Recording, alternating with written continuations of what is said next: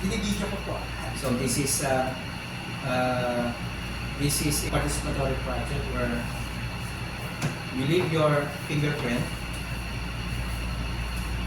So you press your Kasi Joaquin Goldstein, Porsche plus you press your index finger and then thumb in between. You press it and then just press it and gently with a small amount of pressure to the your input. And then there's corresponding number. 34 and 34. Be interested in this project. So, would you like to press your Ikaw, I'm videoing. this center? That's it. Yeah. And then Did we capture it? yeah, I think so. Yeah, there's It's some- like biometrics. yes. And then so there's what is So I'm 34. number 34.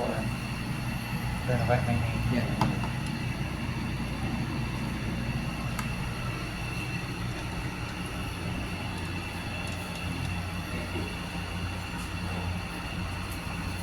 Yung mga inukit ni Sir. Okay. Dito po sa Canon. Okay. Sa ano po itong ano na to? Basically, yung lima na yan, yung bilog po, ano po yan? It's this one. Ito pong parang mga mata. Yeah, it's like straps containing eye. So it's like giving you multiple way to visualize anything, everything.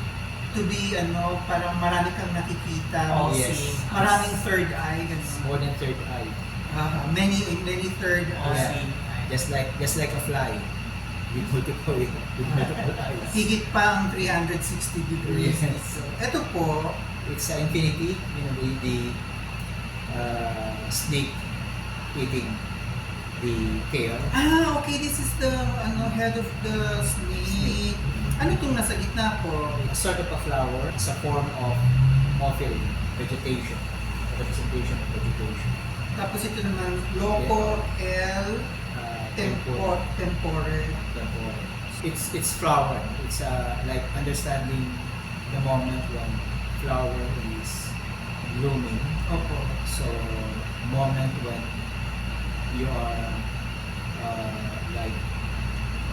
contemplating, meditating, looking how the flower evolved. Opo. Namumukad. Namumukad ka. Tapos, teka lang po, may check. But actually, there's no definite meaning.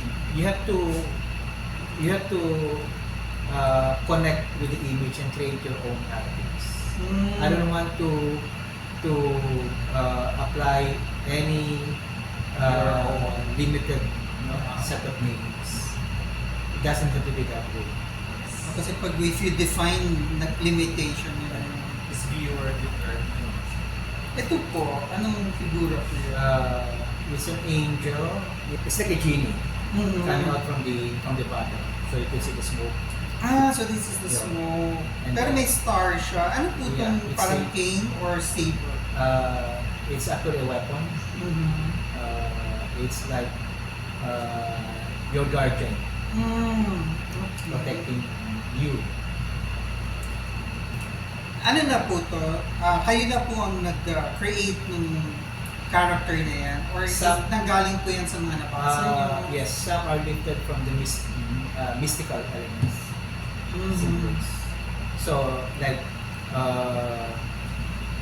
one work may have like multiple number of images. I mean, different set of images, and then I would like borrow some elements. I would merge some of those elements and come up with my own definition.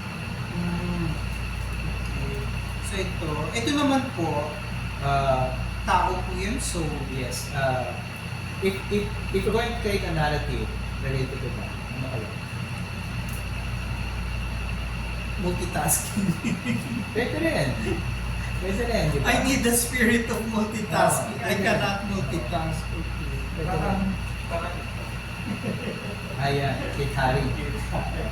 Pero itong black na yan, Uh, gut feel ba yan? yeah, you can relate to that as a representation of just the heart, but not necessarily it should be black. Mm-hmm. It's hard. Okay. So, And it's in a celebratory mode. ito. Yeah. So if you want to be happy, gano'n. It's smooth. Mm. Multi-exposure. Yes.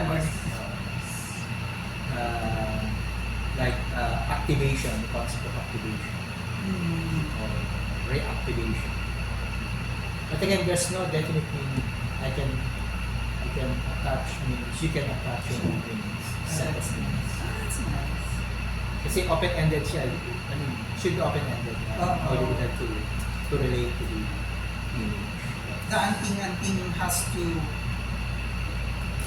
create Personalize. power based on your needs, experience, you know. Ay, very nice. Hindi nakausap ka namin.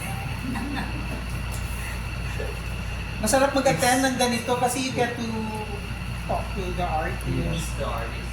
The idea of anting-anting is to empower yourself. Mm-hmm.